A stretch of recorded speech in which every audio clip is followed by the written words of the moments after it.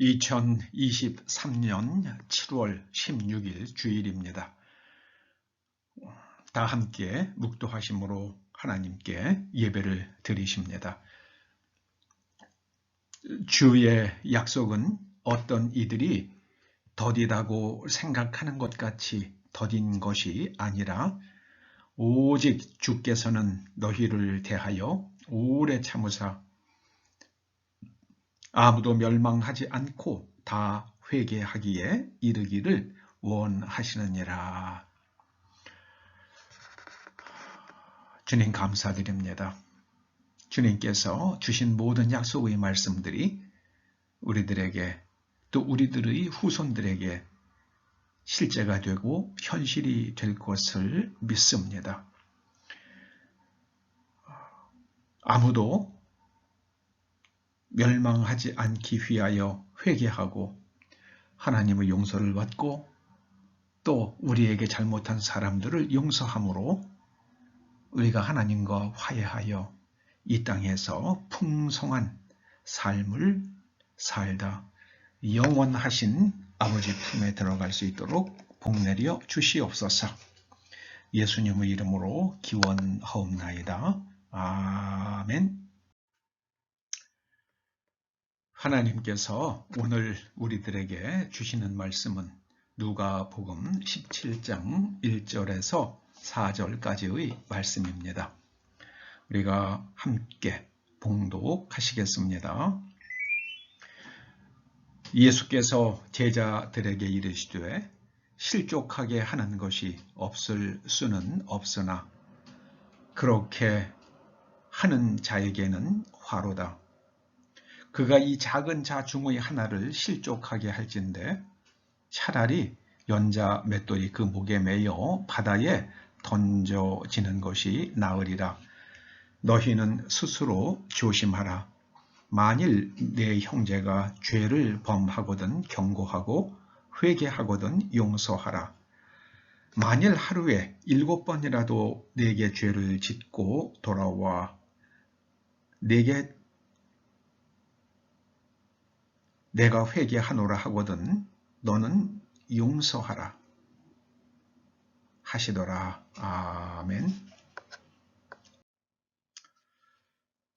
사람은 누구나 태어나면서 하나님으로부터 시간을 선물 받습니다. 그 선물은 지나간 시간인 과거도 아니고 아직 오지 않은 시간인 미래도 아닙니다. 누구든 살아있는 사람은 오직 현재라는 시간을 살아갈 뿐입니다. 그래서 현재 프레젠트는 하나님의 선물 프레젠트입니다. 하나님의 프레젠트입니다. 프레젠트는 하나님의 프레젠트입니다.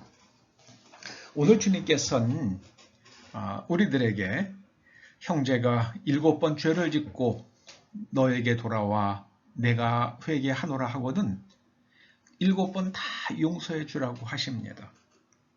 심지어 마태복음 18장에선 7번씩 70번이라도 용서하라 하십니다. 우리가 감당하기 어려운 말씀이죠. 그런데 주님께서 이렇게 용서를 강조하시는 데는 그 이유가 있을 것입니다. 그 이유가 무엇일까요? 과거에 받은 상처나 나를 분노케 한 일들이 나의 현재, 곧 하나님께서 나에게 주신 현재라는 선물을 갉아먹기 때문입니다. 주님께서 이 땅에 오신 목적을 양들로 생명을 얻되 풍성히 얻게 하시려고 왔다. 이렇게 말씀하셨습니다. 우리들에게 풍성한 생명을 주시려고 오신 겁니다. 용서를 주님께서 그렇게 강조하시는 이유는 과거에 겪은 고통스러운 일들로 인해서 현재라는 시간을 빼앗기지 말라 하시는 겁니다. 용서를 영어로는 forgive, 헬라어로는 아페임이라고 한다고 말씀을 드렸습니다. 뭐 용서를 영어로 forgive라는 거는 뭐 초등학생들도 아는 거죠. 근데 이 forgive는요, 아주 줘버리는 겁니다. 아주 영원히 주는 거예요. 되찾질 않아요. 빌려주는 거는 되찾아야 되죠. 그런데 아주 줘버리는 겁니다. 헬라어 RPM이는 멀리 보내는 겁니다. 흘려보내는 겁니다. 한번 강물을 따라 흘려간 거는 다시 되찾기 어렵잖아요. RPM이는 멀리 보내는 거예요. 멀리 흘려보내는 겁니다. 되찾지 않는 겁니다. 용서는 그런 거예요. 그런데 용서는 흘려보내긴 하지만 곧 복수하지 않는 겁니다. 내가 지금 상처를 입고 내가 지금 분노할 만한 일이 있는데 그걸 복수하지 않는 겁니다. 그런데 내가 용서하는 그 사람을 나의 삶으로 다시 들여놓는 것을 포함하는 말은 아닙니다. 나의 삶에 다시 들여놓는 것을 가리켜서 영어로는 reconciliation, 우리말로는 화해 혹은 화목 그렇게 번역을 합니다. 우리 reconciliation은요, 이거는 화해예요. 화해. 이거는 우리 삶에 다시 들여놓는 겁니다. 그래서 함께 먹고 즐기며 함께 교제하는 겁니다. 그런데 용서는 그냥 복수하지 않는 거예요. 복수하지 않는 겁니다. 하나님께서는 우리를 용서만 해주시는 것이 아니라 우리와 화해하십니다. 그래서 예수님께서는 용서 제물이 되신 게 아니라 화목 제물이 되셨어요. 화목 제물. 우리가 예수 그리스도 안에서 하나님으로부터 우리 죄를 사함 받았을 뿐만 아니라 하나님과 화목한 관계가 된 겁니다. 하나님께서 우리의 아버지가 되어주시고 또 우리와 교제하십니다. 우리가 어려운 가운데 있을 때 하나님께 하려면 하나님께서 우리를 그 어려운 가운데서 건져주십니다. 그리고 진실과 거짓을 구별할 수 있는 총명, 지혜, 명철을 주십니다. 용서의 반대가 복수입니다. 복수가 가져오는 비극을 보여주는 불후의 명작이 있죠. 영국의 대문호라고 하는 셰익스피어가 쓴 햄릿. 그게 아주 그 복수가 가져오는 비극을 보여주죠. 햄릿은 덴마크 왕자입니다. 어느 날 그의 아버지가 독사에 물려 죽습니다. 그리고 이제 삼촌 클라디우스가 왕좌에 오르고 햄릿이 어머니를 데리고 살게 됩니다. 그런데 어느 날 죽은 아버지의 유령이 나타납니다. 그러면서 말하기를 자신은 독사에 물려 죽은 것이 아니다. 동생인 클라디우스가 자신의 귀에 독을 넣어서 죽게 만들었다고 말합니다. 근데 햄릿은 그걸 확신할 증거물들이 없었습니다. 마침 유랑하는 광대들이 나타납니다. 햄릿은 그들에게 궁중에 들어와서 사람의 귀에 독물을 넣어서 죽이는 연극을 하게 만듭니다.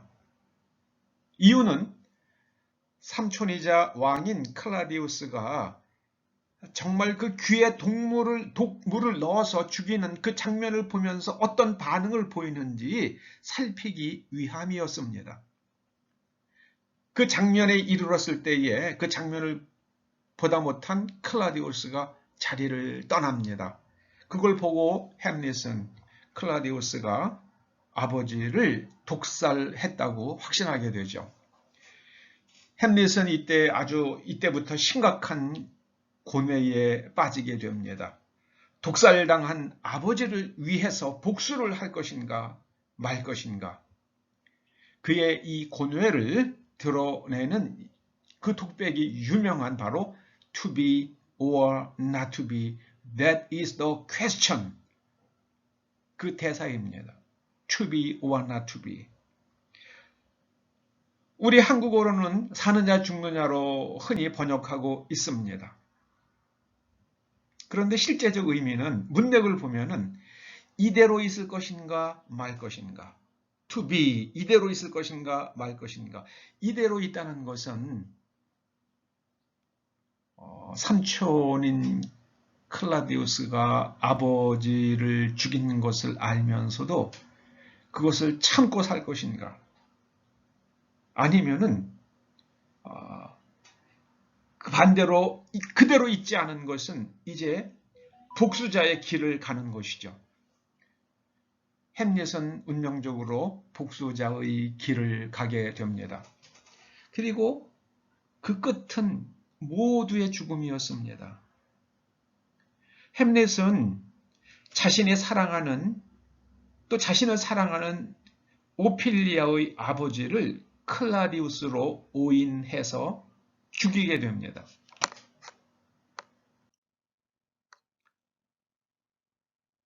오피리아는 자신이 사랑하는 햄릿이 자기 아버지를 죽인 일로 인해 미치죠. 그리고 우물에 빠져 죽습니다.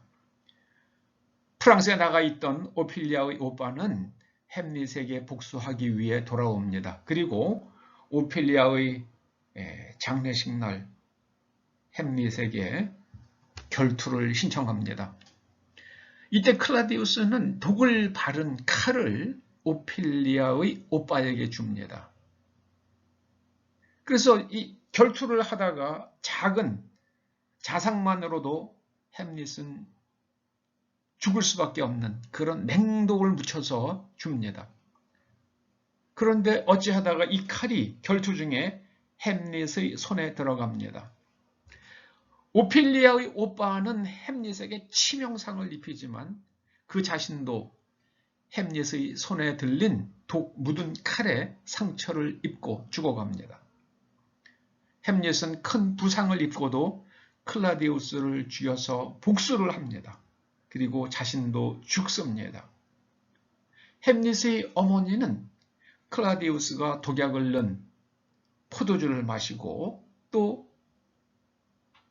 그 어머니도 죽어갑니다. 셰익스피어는 햄릿을 통해서 인간의 복수는 모두의 삶을 강탈해 간다는 걸 보여줍니다. 정말 비극이죠. 반대로 위대한 용서의 이야기가 있습니다. 요셉의 이야기입니다.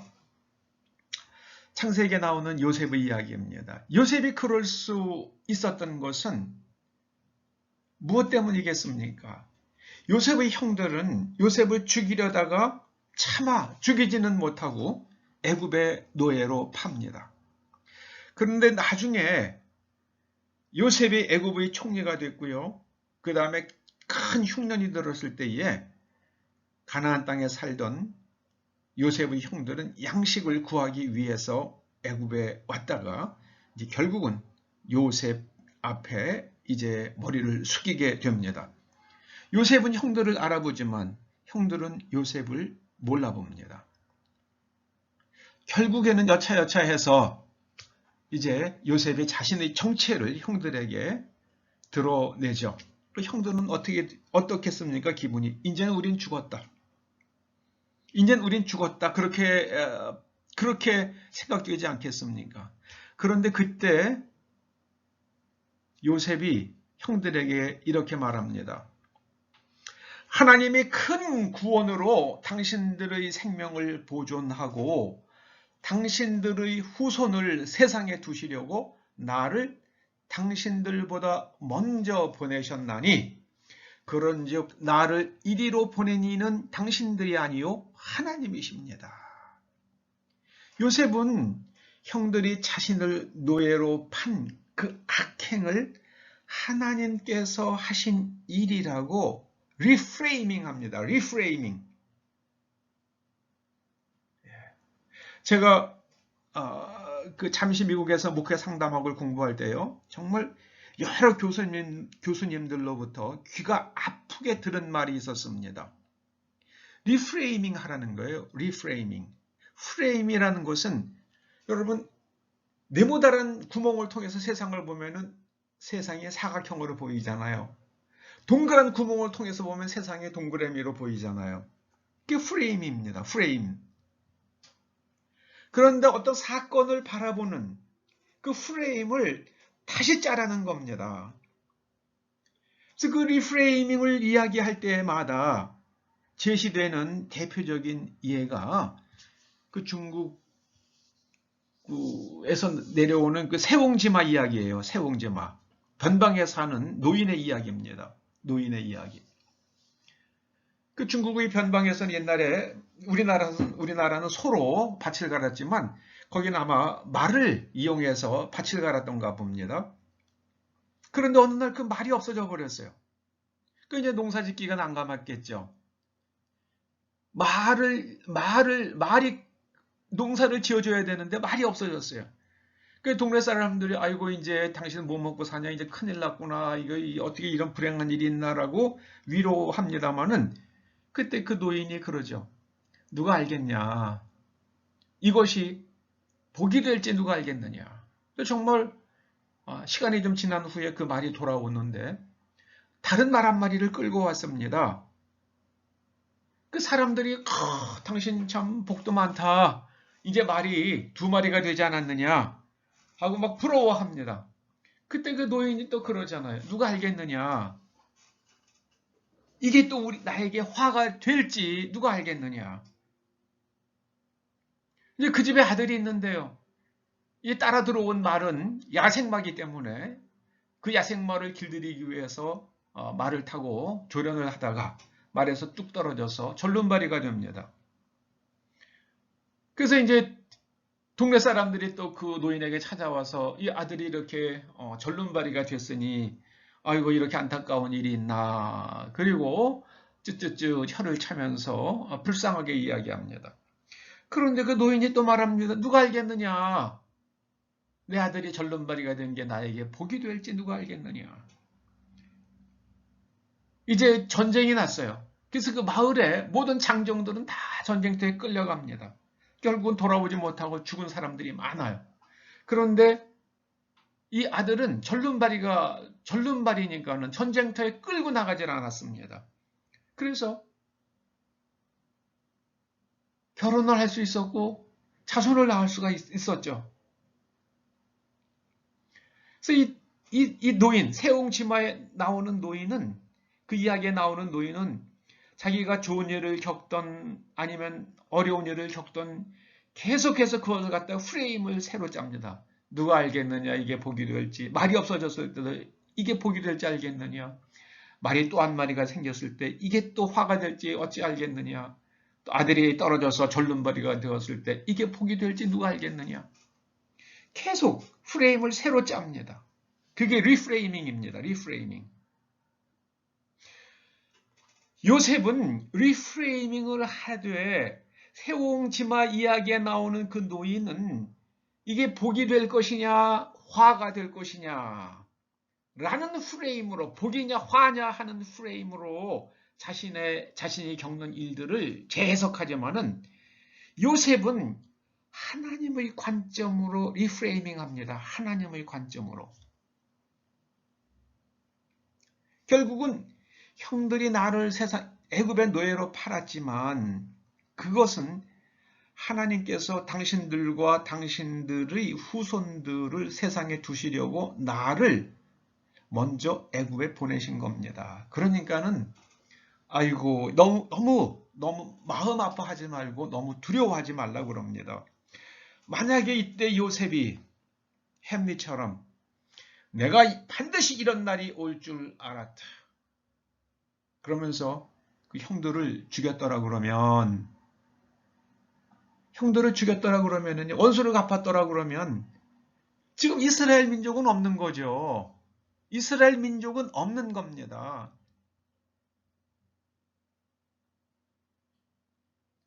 그리고 그 요셉의 형제들의 자녀들은 먹을 게 없어서 가나안 땅에서 굶어 죽었을 수도 있죠. 이스라엘 민족은 없는 겁니다. 이스라엘 민족은 없는 거예요. 그러니까 요셉이 하나님의 관점으로 형들이 자기를 죽이려다가 차마 죽이지는 못하고 애굽의 노예로 판 참 이 패역한 일에 대해서 이건 정말 용서하기 어렵죠. 근데 그것을 갖다가 원수 갚지 않고요. 안갚음하지 않고 그것을 하나님의 관점으로 리프레이밍합니다. 재해석해요. 하나님의 일로 재해석합니다.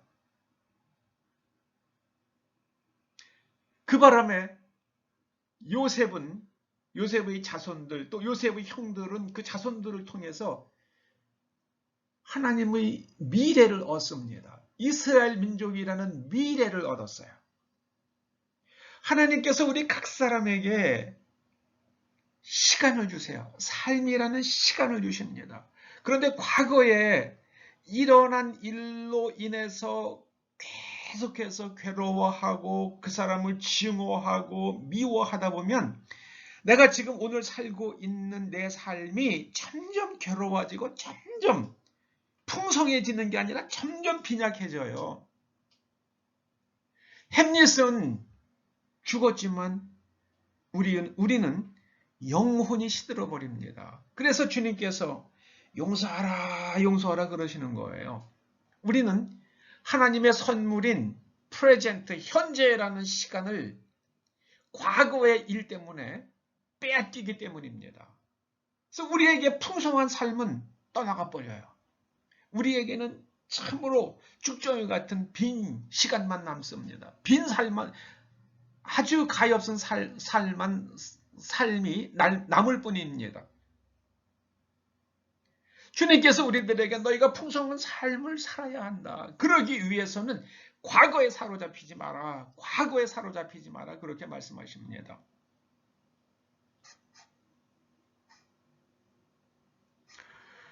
아까 찬양을 할 때 갑자기 그 해밍웨이가 쓴 바다와 노인 생각이 나더라고요. 노인과 바다인가요? 네, 그게 생각이 나더라고요. 큰 물고기를 잡았는데요. 나중에는 뼈다구만 가지고 항구로 돌아가잖아요. 우리가 하나님으로부터 풍성한 그런 큰 생선 한 마리를 갖다가 잡았습니다. 그런데 과거의 일 때문에 그걸 다 뜯겨먹기고요. 과거의 일에 의해서 다 먹혀버리고 앙상한 뼈다구만 가지고 우리가 내일로 넘어간다 그러면 얼마나 억울하겠습니까? 20세기를 살았던 임마누엘 레비나스라는 프랑스 철학자가 있습니다. 이분은 다른 사람, 타자와의 관계에 대해서 깊이 사색한 것으로 그렇게 유명한 철학자입니다. 2차 대전 중에는 독일군의 포로가 되기도 했는데요. 거기서 무수한 유태인의 죽음을 목격합니다. 그리고 이런 질문을 던집니다. 무려 1500년 동안이나 기독교 복음의 영향을 받아온 유럽이 이처럼 엄청난 살상과 파괴를 자행할 수 있었던 것은 무엇 때문인가? 이 전쟁의 폭력은 도대체 어디서 오는 것인가? 레비나스는 전쟁과 서양 철학의 전통이 서로 깊이 관련되어 있음을 간파했습니다. 그가 보기에 서양 철학은 자연, 신, 자아, 물질, 힘의 의지 같은 이념으로 모든 것을 통일하고 포괄하려고 노력했다는 겁니다. 그 결과 유럽인들의 사고 구조가 전체성의 이념에 빠지게 되었다는 겁니다. 자기 중심적으로 세상을 바라보는 거예요. 어떤 사람은 자연으로 온 모든 것을 다 해석하려고 그래요. 어떤 사람은 모든 것을 자아로 해석하고요. 어떤 사람은 물질로 다 해석을 합니다. 마르크스가 그랬죠. 니체는 힘의 의지로 모든 것을 다 해석하려고 그랬습니다. 그 이외에는 다 뭉개버리는 거예요. 이 자기 중심적 사유가 지속적으로 확장된 결과가 전체주의라는 거예요. 굉장한 통찰입니다. 여러분, 용서라는 게 뭡니까? 타자를 인정하는 거예요. 타자를 인정하는 겁니다. 우리는 타자가 없으면 나도 없어요. 타자가 없으면 선도 없고 악도 없습니다. 타자가 없으면요 내일이 없습니다. 우리는 타자와 함께 만들어가는 사건을 통해서 미래 속으로 들어가는 겁니다. 주님께서 용서하라고 하시는 거는요, 네가 너되는 것은 네 주변에 있는 다른 사람과의 관계야. 자연과의 관계야. 그 말씀을 하시는 겁니다. 가장 궁극적으로는 하나님과의 관계죠. 사람들이 고생을 하고 나면은 하나님께서는 나에게 공평치 않으셨다. 그래서 하나님을 원망한다고 그러죠. 그래서 이스라엘 백성들이 그 하나님과의 그 관계를 갖다가 서술한 구약 성경이 뭐로 끝납니까? 말라기서 끝이 참 비참하잖아요. 하나님께서는 내가 너희를 사랑하였다 그러시니까는요. 이스라엘 백성들이 뭐라고 대답을 합니까? 하나님께서 어떻게 우리를 사랑하셨습니까? 하나님에 대한 역사의 질곡을 경험하고 나서 하나님에 대한 원망과 이해하지 못함이 가득하죠. 이스라엘 백성들은 저는 하나님을 경배한다고 그러지만은 하나님을 용서하지 못했어요. 하나님과 화해하지 못했습니다. 그들은 예수 그리스도가 이해가 안 되는 거예요. 예수 그리스도가 이해가 안 되니까 예수 그리스도를 죽일 수밖에 없었던 겁니다. 타자가 소멸되면은 우리의 시간도 의미가 없어집니다. 다시 말해서 타자와의 관계 속에서 나의 시간이 시작이 되고 그 관계가 완전히 소멸될 때 나에게서 시간은 의미가 없다고 레비나스는 그렇게 말합니다. 그가 이런 말을 남깁니다. 죽음은 삶의 지평이 아니다. 왜냐하면 나의 존재 의미는 내 자신 속에 있는 것이 아니라 타자와 그의 미래에 있기 때문이다. 나의 존재 의미가 내 자신 속에 있는 것이 아니라 타자와 그 타자의 미래에 있기 때문입니다. 그래서 나에게 잘못한 타자를 용서해서 그를 나의 복수의 대상으로부터 풀어주는 것, 그거는 타자에게 미래를 주는 거예요. 타자에게 미래를 주는 겁니다. 그래서 그 타자와 그의 미래 속에 나의 존재적 의미가 있다는 참 놀라운 통찰입니다. 이게 십자가적 통찰이죠. 예수님께서 우리들의 미래에 예수님이 우리들의 미래 속에 나와 여러분과 우리들의 미래에 예수님의 존재 의미가 있잖아요. 우리가 아무 인간이 없으면 예수님께서 존재 의미가 뭐가 있습니까? 십자가가 무슨 의미가 있는 거예요? 이 땅에 인간이 하나도 없으면 한 명도 없으면 안 그렇습니까?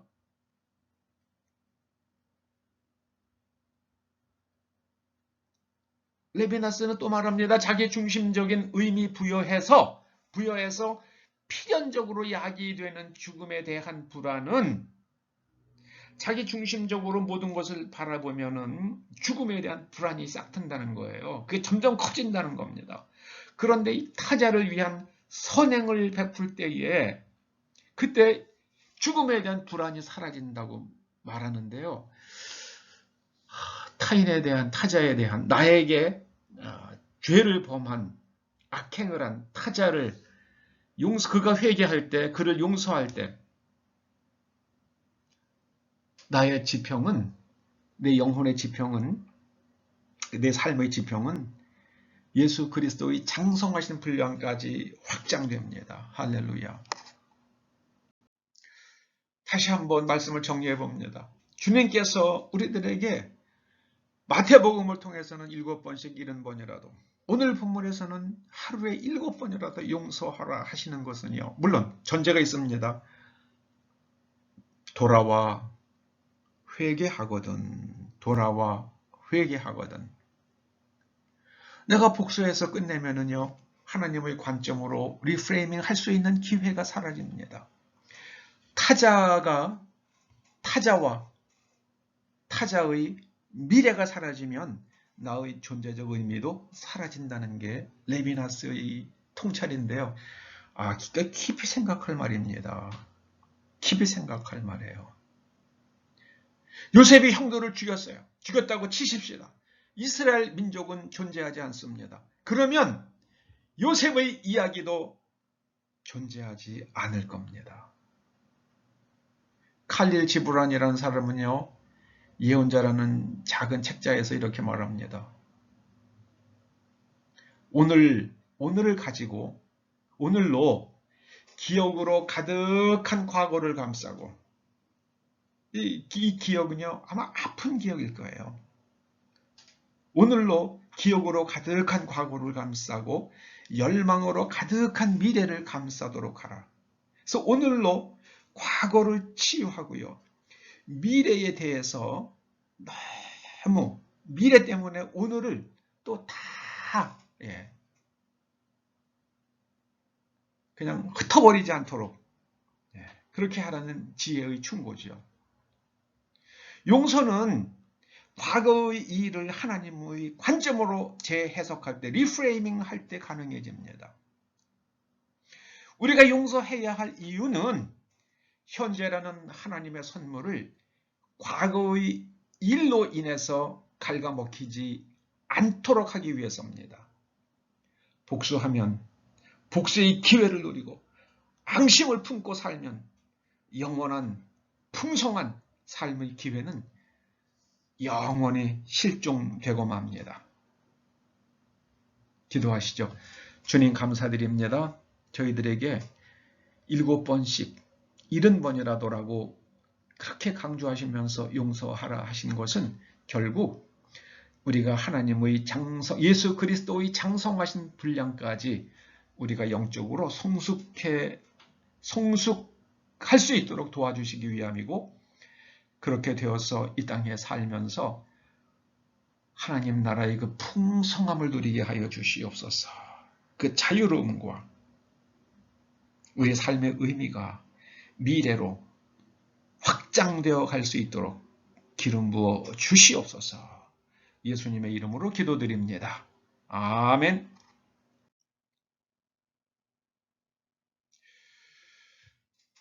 축도로 마치시겠습니다. 이제는 우리 주 예수 그리스도의 은혜와 우리 아버지 하나님의 그 크신 사랑과 성령님의 감화, 감동, 인도하시며 교통하심이 하나님의 관점으로 지나간 날의 많은 실수로 실패와 고통을 겪었던 나를 용서하며 또 내 주변에 있는 가족을 용서하며